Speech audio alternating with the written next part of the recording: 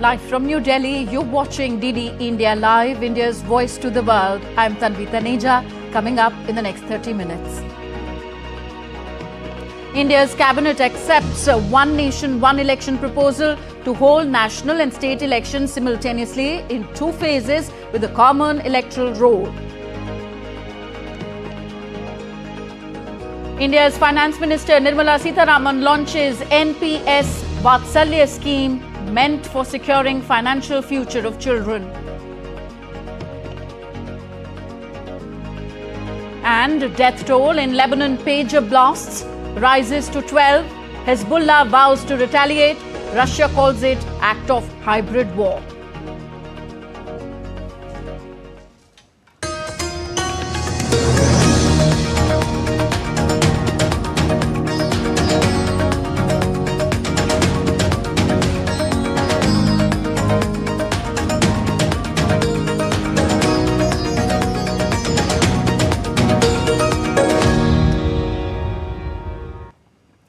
India's Union Cabinet, chaired by Prime Minister Narendra Modi, has accepted the proposal by a panel headed by former President Ramnath Kovind to hold national and state elections simultaneously in the country. India's Minister of Information and Broadcasting, Ashwini Vaishnav, said that the recommendations would be implemented in two phases across the country.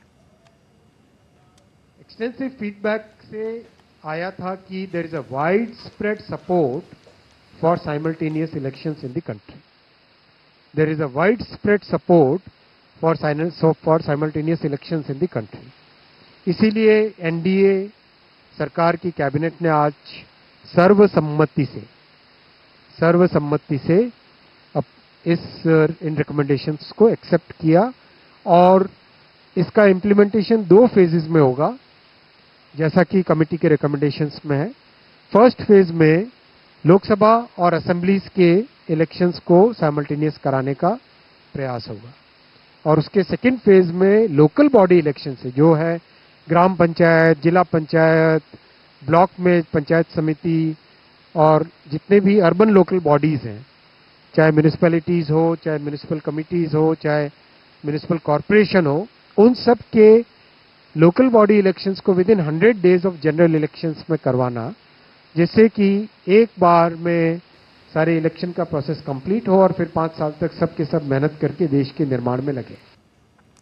The government will initiate detailed discussions throughout the country regarding one nation, one election, following which an implementation group will be constituted. This was informed. इस पे जो committee के recommendations हैं, उनको पूरे देश भर में डिस्कशन किया जाएगा, वेरियस फोरम्स में. वेदर इट इज आप सबका भी स्वागत है, आप सब भी इसके डिस्कशन में हिस्सेदार बने और सभी नौजवानों को, सभी जो इंडस्ट्री बॉडीज हैं, सभी जो दूसरे जितने भी फेडरेशंस, ग्रुप्स, हर एक तरह के जो सोशल ग्रुप्स हैं, उन सब का हम आह्वान करते हैं कि आप सभी इस पॉइंट को डिटेल में डिस्कस कीजिए, साइंटिफिक वे में डिस्कस कीजिए. कैसे वन नेशन वन इलेक्शन से इकोनॉमी को फायदा होगा, कैसे लॉ एंड ऑर्डर को फायदा होगा, कैसे देश की प्रगति बढ़ेगी, कैसे देश का डेवलपमेंट बढ़ेगा, कैसे ब्लैक मनी का संचार कम होगा, कैसे कितने मल्टीपल इसके जो इम्पैक्ट्स हैं, उन सब के ऊपर डिस्कशन करें और एक इम्प्लीमेंटेशन ग्रुप उसके बाद में क्रिएट किया जाएगा, जिससे जो लीगल प्रोसेसेस हैं, उन प्रोसेसेस से इसको इम्प्लीमेंट करेंगे. India's cabinet also approved the expansion of its mission to moon named Chandrayaan-4 to include preparatory measures for manned moon mission and also declared plans for the Venus orbiter mission. सबसे आज बड़ा फैसला लिया गया कि Chandrayaan 4 mission को और expand किया गया, इसमें और बड़ा किया गया, इसमें एलिमेंट्स नए जोड़े गए. Chandrayaan 3 was a very big success, and basis that now the next step is to get the manned mission to moon. उसके लिए जो preparatory steps होते हैं, उन सारे preparatory steps को आज अप्रूवल दिया गया. वीनस ऑर्बिटर मिशन का भी अप्रूवल हुआ है. ये वीनस प्लैनेट के चारों तरफ ऑर्बिट करना और वहाँ की बहुत सारे कैरेक्टरिस्टिक्स हैं जिसको स्टडी करने से कई साइंस एंड टेक्नोलॉजी की फंडामेंटल रिसर्च में इसका बेनिफिट होता है. And now let's head to the country's north. Polling for the first phase of assembly elections across 24 assembly constituencies in India's Jammu and Kashmir is underway. 50.65% voter turnout was recorded till 3 p.m.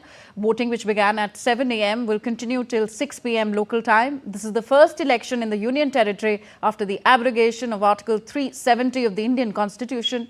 Over 23 lakh voters are eligible to vote, determining the fate of 219 candidates spread across 7 districts in Jammu and Kashmir. Special polling stations are also set up in the national capital, New Delhi, for Kashmiri migrant voters. The assembly polls in Jammu and Kashmir are being held in 3 phases. The first phase being held today, the second one will be on September 25th, and the third on October 1st. Voting for all the phases will be held on October the 8th. I beg your pardon, counting of votes will be held on October the 8th. DD India's Tahir Nadeem Khan now joins us from Bhadirwa, Doda district for more on the J&K polls. Hello Tahir, give us an overview of the voter turnout, especially in Kishtwar, which has seen the maximum brunt of terror attacks in the past.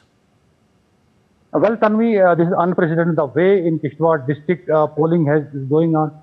In Nagseni Padar, that has polled at 3 p.m. It was 71.23%, and in Inderwal constituency, it was highest among all the 24 constituencies which are going to poll today. It is 72.38%, and it's now almost 15 p.m. So we can expect in these 2 constituencies it will go up to 85%. The way people are polling, and we should remember this, that recently we have couple of several terror attacks, especially in Inderwal constituency, in Chatru area. Recently, there was a terrorist attack in which one army officer got martyred. So still, the way people have come out, that is clear mandate that people are against terrorism, and they are confident they are going to choose their government in a democratic way, and they have in fact denied and in fact rejected the terrorist those activities in this area. And if we call about this district Doda, there is the polling percentage is also very good. If we talk about Doda West, that is highest. That has gone up to 68% up to 3 p.m. If Doda East is 62.9%, and Bhadrawa it's 58.78%. And we are hopeful, even Election Commission of India is hopeful that by 6 p.m. when the fate of 219 candidates will be sealed, the percentage will go even higher. It can touch up to 70%. It is agreed in Kashmir Valley, the percentage is little on lower side. But if we talk about Chenab region, 3 districts, Doda, Ramban and Kishtwar, the percentage will be above 70%, which is unprecedented in the given circumstances, because the population is very scattered over here. If we see the polling, those voters are scattered in all over the hills, and a large chunk of voters, in fact 30,000 voters in Chenab region, they are right now are with their cattle in meadows. Those are high altitude meadows, you can call grassland. And it was a Herculean task to motivate them and let them understand the importance of voting, and in fact push them to come to their respective polling stations. But the way Election Commission of India has carried sweep program, majority of these voters have first time in the history come down from their grasslands, who are remain with their cattle and are there on the polling station. And one more thing, which is really heartwarming to see, there is unique polling station in Dhadkai village. This is also called the mute village of India, because there are 250 deaf and dumb people out there. Out of those, 158 are voters. And in that village, particular village, Dhadkai, the polling percentage has gone up to 72%. And majority of them are mute, which is unprecedented and in fact motivating and an eye opener for each and everyone. The people who have never listened anything or never talked, they are mute, completely mute. They have got such this enthusiasm for this vote. Indeed. Indeed. So the higher voter turnout it is, the better it is for any democracy. Thank you. We leave it here. Tahir Nadeem Khan joining us from Doda district in Jammu and Kashmir. Moving on, India's Vice President Jagdeep Dhankar presided as the chief guest at the valedictory session of the 4th edition of Global Reinvest Meet in Gujarat's Gandhinagar on Wednesday. In his speech, the Vice President underlined that interest in renewable energy is not optional, stressing that everyone should take interest in it as it concerns our very existence. Friends, let me tell you, interest in renewable energy is not optional. It is compulsive. We will have to take interest in this because this concerns our existence. And therefore, Renewable Energy Invest 2024 has potential to be a powerful catalyst for action. An action that is coming not a day too soon, an action that is in need of the hour. Reinvest is a global platform that brings together key players in the renewable energy sector. Moving on, EU Councillor for Energy, Climate Action and Environment B. Prasar spoke to DD India at the European Union Pavilion at Reinvest Expo. He highlighted how EU and India are working in the sector of renewables and the numerous activities being done under the EU-India Clean Energy and Climate Partnership. He also highlighted the significance of being at the Expo, which helps meet various stakeholders of the industry and discuss ways to move forward. We are here at the EU Pavilion at the Reinvest Meet. Sir, we are talking about the EU and India cooperation in the sector of renewables. What do you have to say about it? Where are we at the moment? Well, we are at the moment at the end of the second cycle of the very big platform of cooperation, which you can see there, EU-India Clean Energy and Climate Partnership, which is a big project that we have been running since 2016. So as I said, it's the end of the second cycle. We are planning to have the third cycle, maybe the fourth, maybe the fifth, we don't know. But for the moment, it really looks pretty good. Dozens, if not hundreds of different activities we have been doing. We have been exchanging our good experiences. We have been helping India with establishing the legislation. We have been organizing seminars, workshops, study tours, promoting the idea of green transition, because the whole thing is about green transition, it's about green energy. So what do you have to say about this meet when we're talking where everyone, major of the stakeholders or maybe officials, private entities as well as public entities are participating? What's your reaction? What have you interacted with people? What's your sense?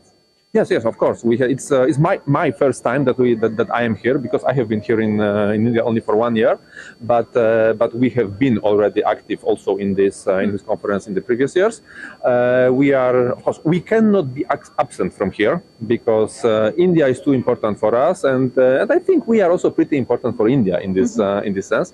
So this cooperation between India and the European Union is really very, very important and very strong in the area of green transition and of renewable energy. So here we had the councillor at the European Union Pavilion talking to us about what's happening between India and the European Union in terms of renewables, in terms of clean energy, in terms of green energy. With Camperson Lakshman Rajput, this is Meghna Dev for DD India from Gandhinagar, Gujarat. More news from India. Finance Minister Nirmala Sitharaman launched the NPS Vatsalya scheme in New Delhi on Wednesday. The initiative, introduced in this year's budget, aims to financially secure children's future by encouraging guardians to invest in a pension account on their behalf. NPS Vatsalya is a new pension scheme designed for minors. It allows parents and guardians to invest as little as 1,000 rupees annually in their child's future, making it accessible to all families from all economic backgrounds. When the child turns 18, the account will become a normal NPS account. On NPS Vatsalya, which has got launched today, it actually brings in a habit of saving for the parents. It's a saving habit of the parents who can put the money for the children. It can begin the savings, the pension actually begins even 15-20 years earlier than when you get a job, and at 25 you start saving for your pension. You've already started doing that when you join NPS Vatsalya. In a bold move that has garnered international recognition, the Government of India has expanded health coverage for senior citizens, providing them with crucial support. While speaking at the 11th Annual Forum of the Public Affairs Forum of India, Union Health Secretary Apurva Chandra highlighted that the challenge lies in striking a balance between offering essential public services like healthcare and maintaining fiscal discipline to support long-term infrastructure and economic growth. Health, if you look at it, or education, here in India we have adopted a mixed model. Europe and the communist country, Europe is a socialist model where the state provides everything, communist, definitely the state provides everything. And USA, it is an insurance largely private-led model. But here in India we have followed a mixed model where there is a private sector, probably rates of healthcare probably comparable with any costliest hospitals in the world, and also we have to provide for health to those areas which are deprived, to those areas where nobody goes. So that is a particular challenge in health sector, education sector, both. The Society of Indian Defence Manufacturers, SIDM, signed 2 memorandums of understanding on defence industry cooperation with the Emirates Defence Companies Council, EDCC, and Edge Group, UAE. The move aims to enhance defence cooperation between the nations. The signing took place during the first ever India-UAE Defence Industry Partnership Forum held in Abu Dhabi on Wednesday. The event marked a new chapter in growing strategic partnership between India and the United Arab Emirates. SIDM signed an MOU with Edge and EDCC. It's an important step towards India-UAE defence cooperation. UAE, as we all know, is spending a lot of money on defence equipment. And I believe it's a golden opportunity for Indian companies to take the opportunity and be part of their supply chain, be part of their supply chain with Edge Tawazun Group. Therefore, I think this MOU today is a very, very important and a landmark step between SIDM, Edge and EDCC. You're with us on DD India Live. Still to come on the show. Central Europe sees its worst flooding in 2 decades, enormous damage seen in Austria. And a giant robot designed in Japan for railway repairs could help reduce maintenance accidents.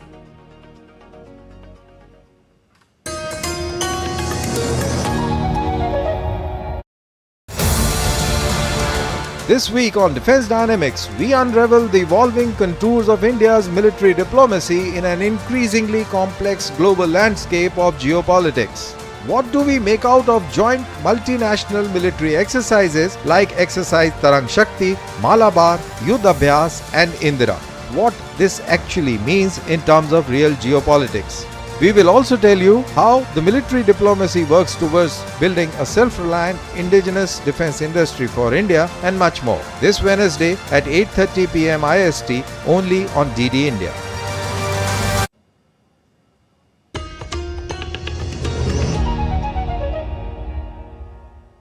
Welcome back. You're watching DD India Live. I'm Tanvi Taneja. Next news from West Asia. The death toll from exploding pages in Lebanon rose to 12, including 2 children, while 1,000 others were wounded. Explosions of hundreds of pages that were used by Hezbollah members rocked Beirut on Tuesday. Hezbollah puts the blame on Israel, which has not made any comments so far. The United States has denied any role and called for diplomatic solution to the conflict. Russia has called it an act of hybrid war. Unprecedented explosions of hundreds of pagers used by Hezbollah across Lebanon.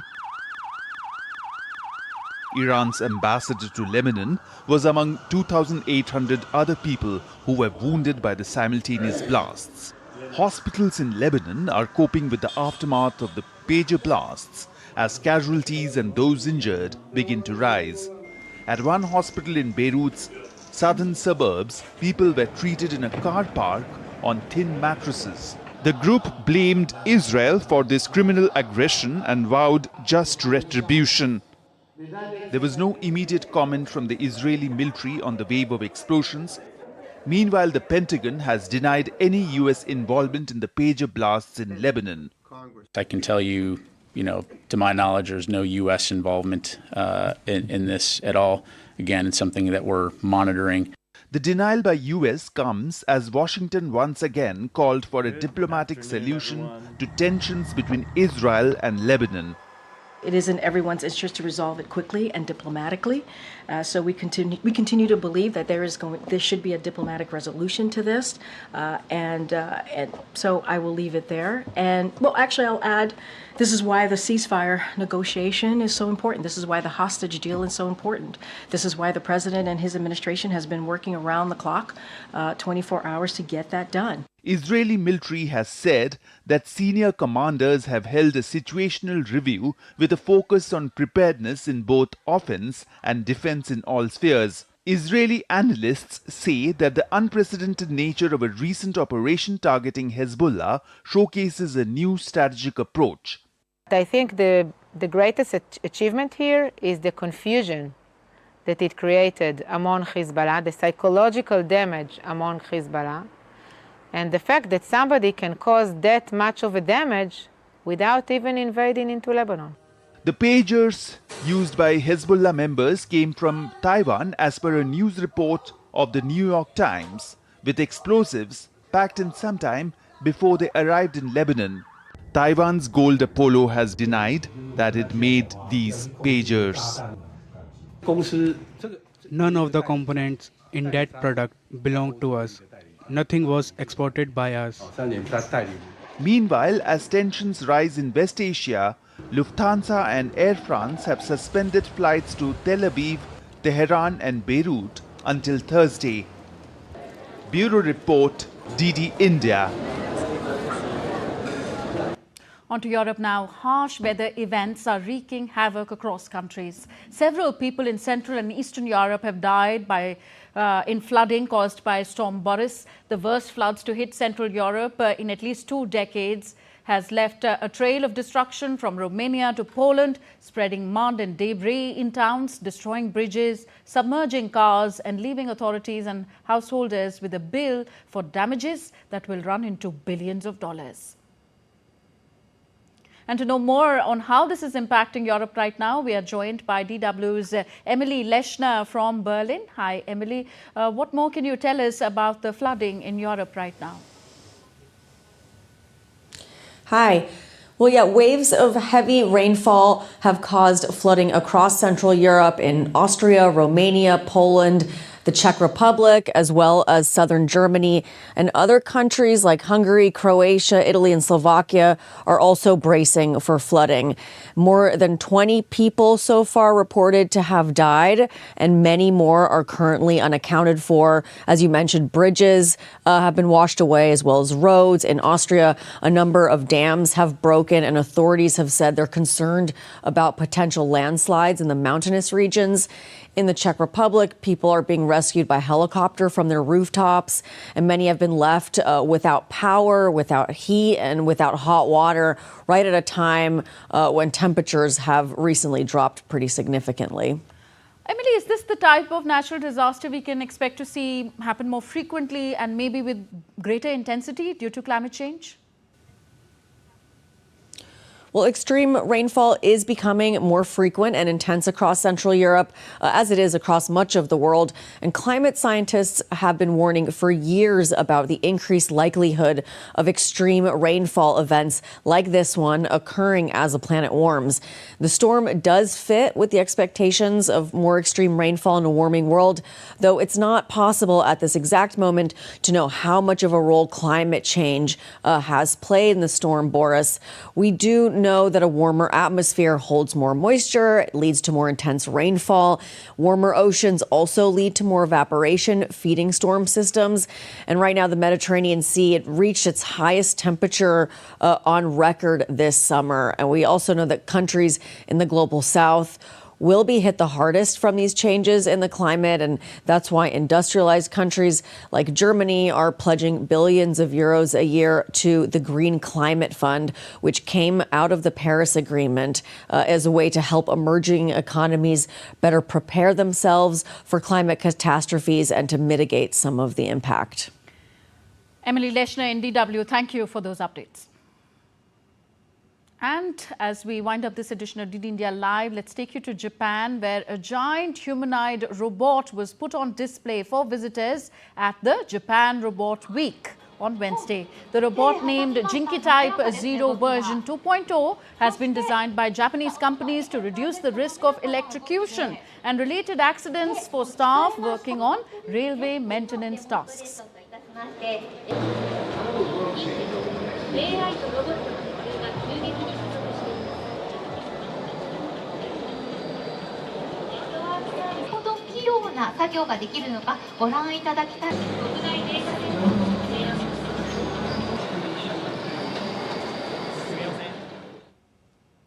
Indeed, robots helping to reduce accidents, railway accidents in Japan. That's all for this edition of DD India Live. Do let us know your thoughts on the news of the day. Connect with us on our different social media handles, and also you can download our DD India mobile app for quick news and updates on the go. This platform is available on both Android and iOS phones.